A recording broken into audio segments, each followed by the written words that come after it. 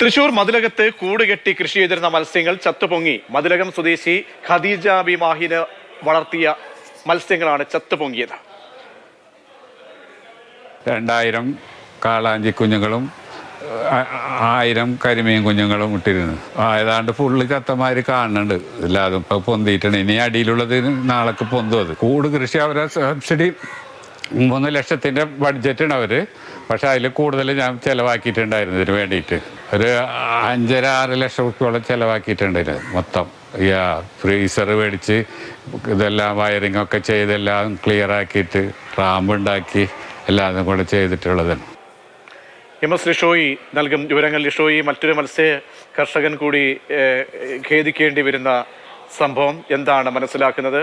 എത്രത്തോളം സാമ്പത്തികം മുടക്കിയാണ് മത്സ്യകൃഷി ഇറക്കിയത്? കാരണങ്ങൾ എന്തെങ്കിലും മനസ്സിലാകുന്നുണ്ടോ? കഴിഞ്ഞ ദിവസങ്ങളിൽ കനത്ത മഴ ഈ പ്രദേശത്തുണ്ടായിരുന്നു. ഫിഷറീസ് വകുപ്പിന്റെ ഈ സാമ്പത്തിക സഹായത്തോടുകൂടി കേന്ദ്ര സർക്കാർ പദ്ധതിയും കൂടി സംയോജിപ്പിച്ച് നടത്തിയ മത്സ്യക്കൂട് കൃഷിയിലെ മത്സ്യങ്ങളാണ് ചത്തുപൊങ്ങിയത്. ഇന്ന് രാവിലെയാണ് ഈ മത്സ്യങ്ങൾ കൂട്ടത്തോടെ ചത്തുപൊന്തിയത്. ഇക്കഴിഞ്ഞ ജനുവരിയിലാണ് ഈ മത്സ്യകൃഷി തുടങ്ങിയത്.